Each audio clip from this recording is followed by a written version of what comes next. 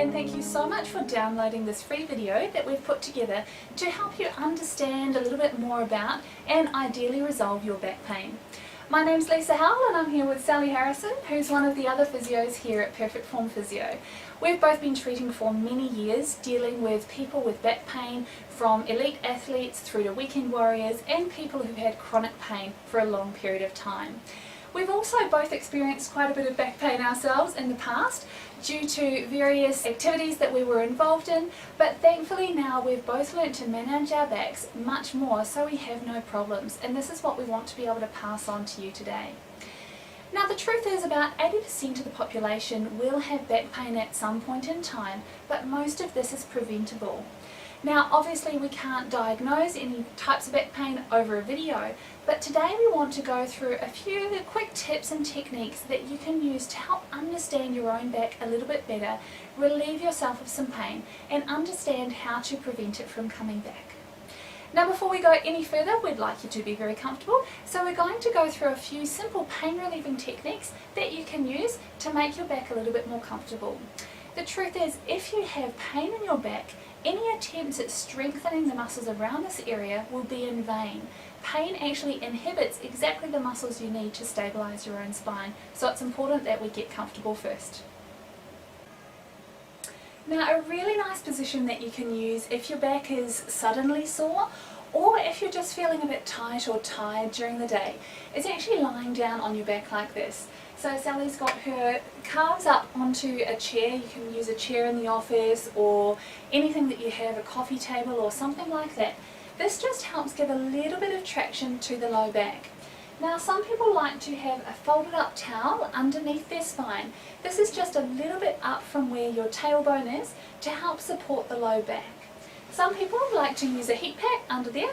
Heat is really good at releasing spasm into the low back, help increase the blood flow to help make it a little bit more comfortable and resolve your pain a lot quicker.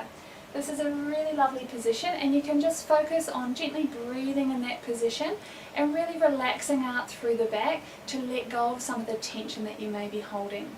Now this is obviously just a pain relieving technique. This doesn't cure your pain, but it helps release a lot of the pain so we can actually go into strengthening the back later on. Now if you don't have access to a chair or a coffee table or something like that, you can also just use some pillows underneath the knees to help take the load out of the low back. And this is also a wonderful position to sleep in when your back is a little bit sore. Some people find that they toss and turn if they try lying on their back without the pillows. What happens if we take the pillows out, and especially if you're a little tight across the front of the hips, this can pull the back into extension, which is quite uncomfortable for a lot of people. Simply sliding a couple of pillows underneath the knees takes a lot of that pressure out of the low back, and it is a really nice relaxing position to be in.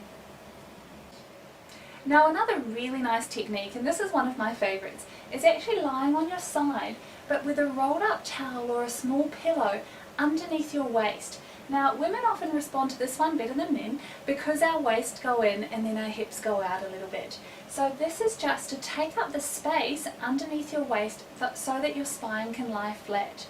It's very important to note that your neck needs to stay nice and long rather than being bent up on the pillow.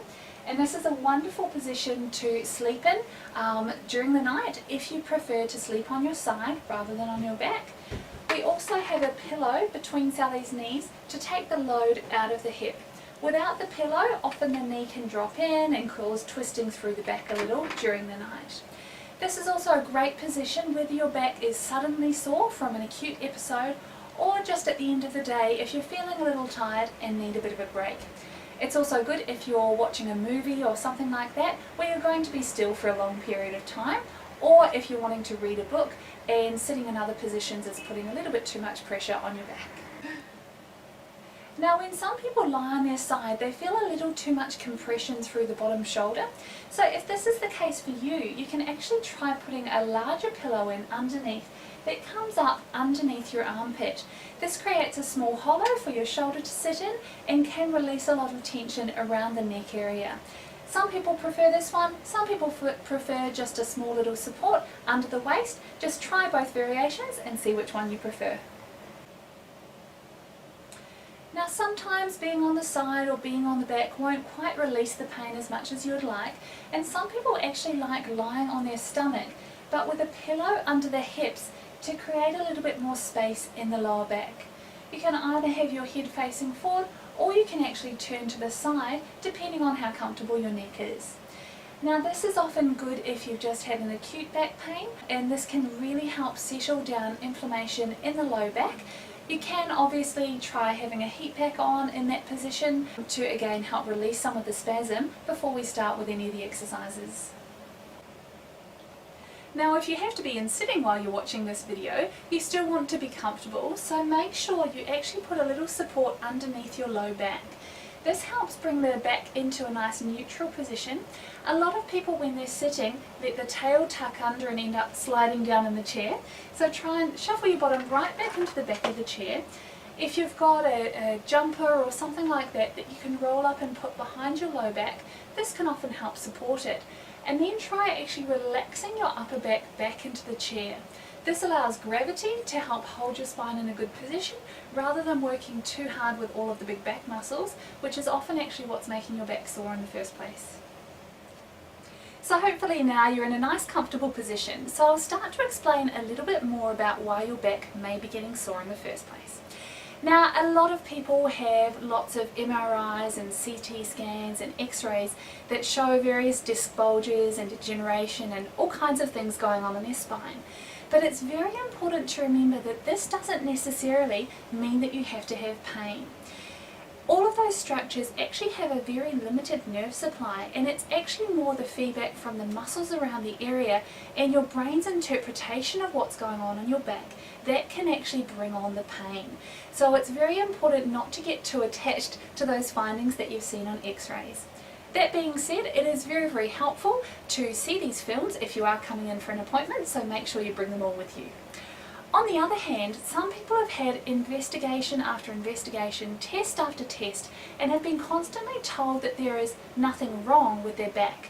Now this can be very frustrating, especially if you're still having excruciating pain, which is exactly the position that I was in.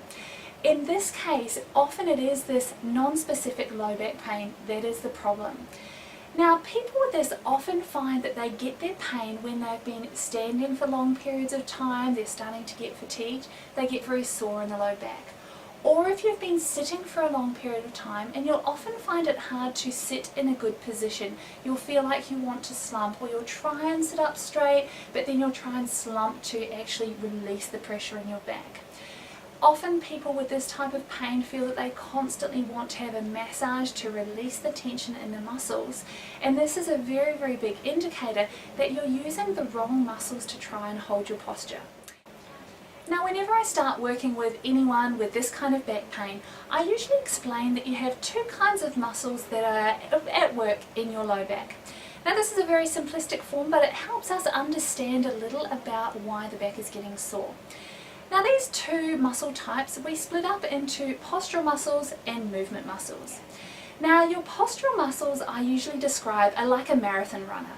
They're tiny little small muscles that sit very deep in the low back, either between one or two joints in the low back or your deep abdominals and deep pelvic floor muscles. Now these are like marathon runners. They're designed to work at a low intensity but for long periods of time. So if you imagine your Kenyan marathon runner who just keeps going and going and going and just doesn't seem to really fatigue. These are the muscles that are really designed to support your spine, and it is very important that they are doing their job. Now the second group of muscles, your movement muscles, are much more like sprinters. They're designed to work powerfully for a short period of time and then they fatigue. So if you imagine your big sprinters sprinting down 100 meters, once they get to the end they can't actually go for very much longer than that. Now these muscles are very important. They are designed to move us, they help us with all kinds of activities during the day, but they are not physiologically designed to help hold your posture. So, if all of the deep little stabilizing muscles are not working, the big outside back muscles have to grip on to try and hold your posture. They get very tired during the day and will want to release. Either that or they'll get very tight and sore, and this is often what gives you that pain in the low back. Now we all know that we should be standing with good posture, but a lot of the time if we don't know how to use these deep muscles, this can be very, very tricky. Now ideally when we're looking at our posture, we have that beautiful plumb line look. So we have a straight line from the ear, through the shoulder, down through the hip. There's a gentle little curve in the low back, and the deep abdominals are gently activated. However, a lot of people try too hard for this position and are often told to pull their shoulders back, which results in a lot of tension in between the shoulder blades and down further in the back. Other people tend to give into gravity and end up slumping with the chin forward. This can lead to a lot of headaches and a lot of upper back pain, while other people tend to shift their hips forward, sinking into the ligaments at the front of the hips and not really using many abdominals to hold it all. Other people tend to stick their bottom out, hyperextend the knees and hang into the low back, which creates quite a lot of tension through here. So it's very important that you learn how to use all the right muscles to be able to stand in a nice alignment to take load off all of the other structures. This is something that we do a lot of work on because standing in this posture should be easy, it shouldn't be hard work if you're using all of those right muscles. So now that we know we need all those deep little muscles to be switched on, we need to know exactly how to activate them. Now a lot of people have been taught to do exercises like this before, but when they come to see us in clinic, often they're overdoing it a lot and they're starting to bring in all of their outer abdominal muscles and buttocks and things like that instead of really isolating all of the deep stabilizers. All of these exercises are very, very subtle. These muscles are designed to come on even before you lift your arm as preparatory stabilizers of the back. So they should be very, very subtle, and any exercises you do should be maintained for a long period of time. Remember, these are those marathon runners that we want to train. So first of all, we're going to just work through a few different positions of the low back to see which directions are easy for you and where you might be a little bit stiffer. So Sally's just going to go into a gentle tuck and a tilt through the low back. You'll notice when she flattens the back, there's a hollowing out that happens through the tummy rather than the abdominals pushing up. When she arches, there's a small curve in the low back, but she's not bringing the ribs into that movement. So try and isolate it with just the pelvis going forward and back. Now note if you get any pain with this movement. Note whether it's when you're flexing your back or whether it's when you're arching. We don't want you to push into any pain, so try and make it a very, very small movement that is not painful at the moment. Now when you've gone through that movement a couple of times, we want to find what we call neutral. Now this is slightly different for everyone, but usually has a tiny little curve in the low back. And it should be a very flat triangle. If you imagine a triangle from your hip bone to the other hip bone to the tip of the pubic bone, this wants to be horizontal with the ceiling and the floor. So if Sally just goes into a flexed position, this triangle will tilt up. If she goes down the other way, the triangle will dip down between the legs and then she comes back to a very nice flat position. And this is where we want to start. When activating the deep abdominals, it helps if you understand a little bit about the anatomy. You actually have 4 layers of abdominals that we want to be aware of. On the outside we have the big bodybuilder 6-pack sit-up ones, Rectus Abdominus. Now these can look very pretty, but they are not actually very good for stabilizing you. So these are the ones that are trained when you do sit-ups and crunches and things like that, give you that nice bikini body. But they're actually ones that we want to switch off while we do these exercises. So during the exercise we can actually have a little feel down through the front to make sure that that stays nice and relaxed. The next 2 layers that we need to be aware of are your obliques, and these come from your ribs down in a diagonal pattern, and then the underneath layer goes outwards. These are very important for twisting, and your internal oblique does help to stabilize you a little bit, but they're really not your deep postural stability muscles.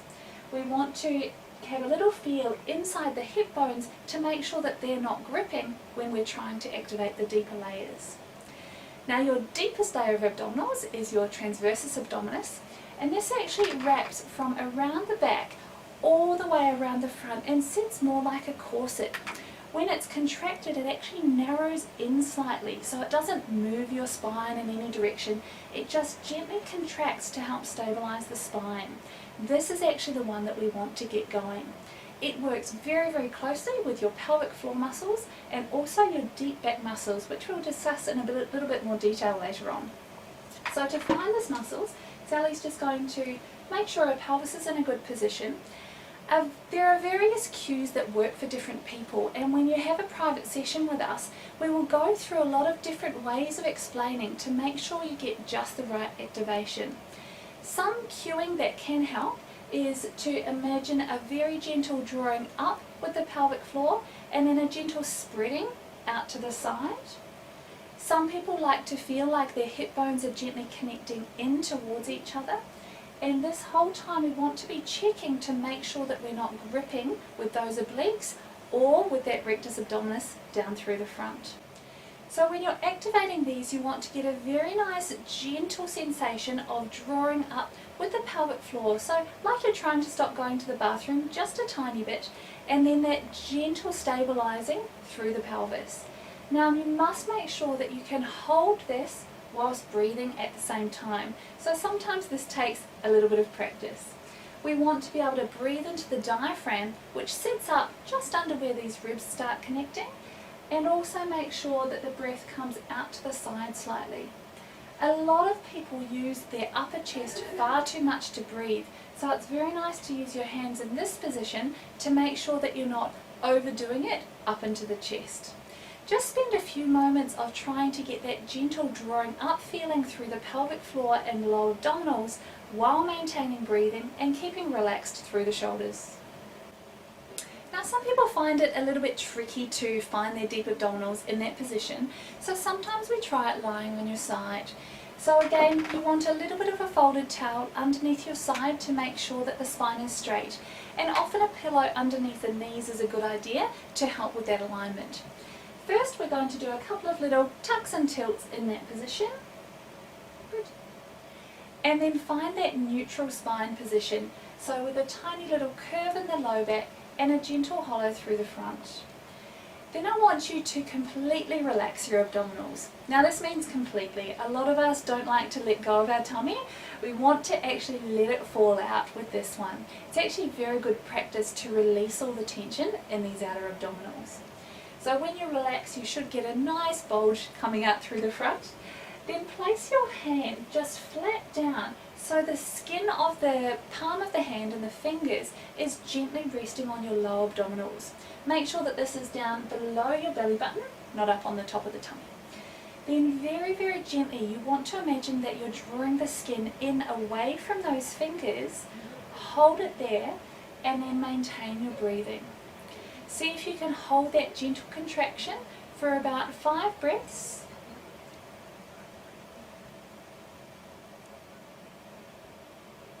Beautiful. And then relax everything.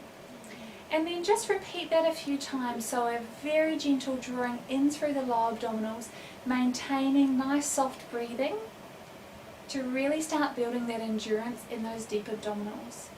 Now remember, these are endurance muscles. We need to practice slow, long contractions to actually get the muscles firing that you need to help to support your spine in standing and in sitting and with all your other activities. Now another really nice position that you can practice this in is on hands and knees. Now we want to just take a few minutes to make sure that you're set up right in this position, as a few people get it wrong in the beginning. So once more, we want to have a little bit of a tuck and a tilt through the pelvis to make sure that we can find neutral spine. So Sally's going to make sure that she's taking the movement just from this low back part rather than from the upper back. When she finds neutral, there's a tiny little curve, and I like to imagine that you could balance about a teaspoonful of water right in the small of your low back. If the back is too arched, the water will run down into the middle part of the back, and if the tail is tucked under, it would roll down between your legs. So we want to make sure that there's a very nice gentle little curve through this low part of the back. Then turn your attention to your upper body. Make sure that you're not sinking in between the shoulder blades or pushing back too far the other way. We want to have a very nice long spine with a gentle curve up through the upper back and down through the lower back. Also take care with your elbows, and especially if you're quite mobile, you'll find your elbows want to hyperextend and pop to the front. please make sure that the eyes of the elbows, that soft bit on the inside, are facing each other to help unlock the shoulders and the elbows. And then with your neck, make sure that that's not dropped down, that it's held up nicely so there's a real sense of lengthening between the crown of your head and the tip of your tail. So once we've found that position, we can totally relax the tummy muscles. Now this takes some people a little bit of practice. Often we don't want to let it all go, but again, it's really good practice to actually release all the tension in those outer abdominal muscles. You can see we can let this go so there's a nice curve. Then we want to keep the upper abdominals nice and relaxed, and then very gently engage through the deepest part of the abdominals while keeping this top part relaxed. Now Sally does a perfect demonstration here. She's been doing it for many years. This may take some practice in the beginning, so set yourself up side on to a mirror or something like that, sort out your spine in neutral, and then gently draw in and activate just those lowest deep abdominals and the pelvic floor. And again, we want to practice holding this for about 5 breaths before releasing. So she can just let everything go, then very gently activating deep down on the inside. And it's not really a feeling of contracting, it's more a gentle activation through here, focusing on breathing nicely through the side ribs, through the abdominals for 5 breaths before releasing. And this is a really lovely way to make sure that you are isolating those deep abdominals from the outer ones. Now, one of the most important stabilizers of your low back are actually the tiny, deep little back extensors called your multifidus. Now, I know when I was even doing my physiotherapy training, all of the focus was on pelvic floor and deep abdominals, and I found that I still had a lot of pain even with doing a lot of training of these. And it wasn't until I really found and isolated these deep stabilizers of the low back that my pain just disappeared. So this is something that we go into a lot of detail in the practice. We'll give you a few little guidelines here, but it is something that is really important that you get checked with a qualified health professional to make sure that you're doing it just right. So these deep little back muscles sit in very close to the spine, and then the big back muscles lie over the top of them. This is where if these deep little muscles aren't working, the big back ones tend to contract and get very sore and give you lots of pain. So we're just going to have a little bit of a feel of Sally's back. Now, if you haven't been using these muscles, often when we feel into the spine, either side of those little ridgy bits of bone down your back, there's often a dip or a hole where those muscles haven't been working. There's often corresponding tension in the big muscles that lie around that area, which is often where you feel pain. So we want to make sure that you can consciously switch on these deep stabilizers without switching on the big back muscles. There are a couple of different ways of doing this. I like to feel in very close to the spine, and then Sally's just going to imagine that she's drawing the tips of my fingers in towards her back. And I feel a very gentle stiffening up underneath my fingers. Another cue is to imagine that she's arching her back just at that level, a tiny little extension of the low back. And again, I can feel a very slight tensing underneath my fingers. However, if she does it too much and arches the back, you'll see it drop down and these big outside back muscles get very stiff. We want them to remain soft throughout. So this is an exercise that we do want to get to wake up any of those levels that haven't been working. Now, if you have had back pain in the past, and even if you're not having much pain now, often these muscles will be switched off just at 1 or 2 levels. It's very important that we isolate these levels, retrain those muscles before bringing them back into the function that you're doing in your daily life. Sometimes if these have been switched off for a long time, your back can get strong around it, but those specific levels won't actually switch back on again unless you really teach them to do it. So if you're coming in for a session, we will make sure that we go through each of those levels and make sure that they are all activating correctly to make sure that there is no tension, excess tension in those big back muscles that may be giving you pain. Now, one of the times that people feel a lot of pain is actually when they're in sitting, and this is often because they're either in a really poor position, slumping down, and there's a lot of pressure into the low back, or they're trying to overdo it and they're sitting up and using too many of those big back muscles to hold them in this position. So finding out how to use those deep little muscles, those multifidus, those deep little back muscles to control your sitting position can be enormously powerful in reducing the level of pain that you have. So to find this, Sally's going to slump first of all and make sure she keeps nice and soft through the upper back. Then I find those two little lumps of bone that sit just at the top of the pelvis there, and she's going to try and sit up from just these points. Beautiful. So this maintains a little bit of a curve in the low back while the upper back stays relaxed. Now, when a lot of people do this, just like they try and come from the upper back, arching through here, gripping with these muscles and actually leaving the low back quite soft.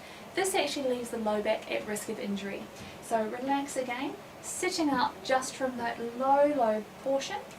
Now we want to be able to find a position here where there's a gentle curve in the low back, but the outer back muscles are actually able to be switched off.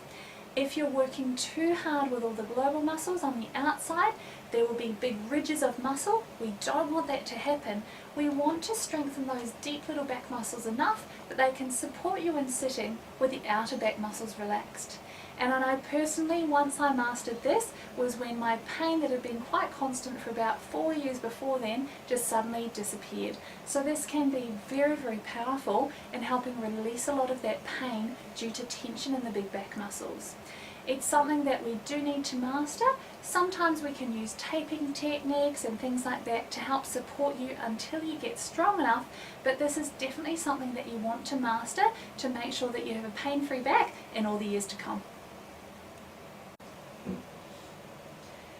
Now, these days we tend to spend a lot of time in sitting, whether this is sitting in a chair at work or in the car or at home. So it's very important that you know how to sit well to take the load out of your back. Now, a lot of people are taught to sit up straight, and they'll sit up in the chair and again use far too many of those big back muscles to hold their position. Now, there are not many people who can sit up with perfect posture all of the time, so we like to give you a few different options to take a little bit of the pressure out of your back. If you shuffle your bottom right back into the back of the chair, and then actually lean the upper back into the chair, we want to create a slight little tilt forward of the pelvis to create a very small arch in the low back, and you can either maintain this with your deep little low back muscles or with a small folded up towel in that area to help support you. Make sure that the deep abdominals are gently drawing in at the front, but that you are relaxed through the shoulders and that you can maintain gentle breathing. Make sure that you're actually using gravity to lean back, because this helps open out the chest and actually makes it easier for you to work when you're typing. So Sally has her arms up like she would when she's typing. It's often good to have the arms supported in some way, either on the desk or with supports under the arms to take pressure out of the shoulder girdle. Make sure that you move your chair right in close to the table so the computer comes towards you. Otherwise you'll find that you start crunching forward or rounding in the back to try and lean over towards it. A really good cue is to set yourself a timer, say every 15 or 20 minutes in the beginning, to go off so you can check your posture. It's okay if you've fallen out of a good position, but bringing yourself back to a great position every 20 minutes can actually make a big difference to the pain that you'll feel at the end of the day. Now, as I mentioned in the beginning, there are many reasons why you can have pain in your back, and it's impossible for us to teach you everything in such a short video. But I hope that these tips have helped you understand a little bit more about why you may be getting pain in your back, and simple ways that you can use to relieve the pain and to help start preventing it from coming back. Now, obviously there are lots of things that can contribute to pain, and this can be reasons like different muscles not firing properly or in and around your pelvis, muscles that are too tight, or even issues into the upper back that can be influencing your low back pain. So it's very important that we have a good look at you in private. We have one-on-one consultations here at Perfect Form Physiotherapy that go for an hour, so we really look into all of the contributing factors that may be giving you pain. Now this includes all of the things going on in your body, but also all of the things in your lifestyle that may be causing your back to get irritated as well. We really focus on empowering our clients into understanding about why their back gets sore and giving them tools so that they can work on things at home rather than just in the therapy sessions. So Sally and I hope that you have learned a lot about your back in your session with us today, and we look forward to seeing you soon.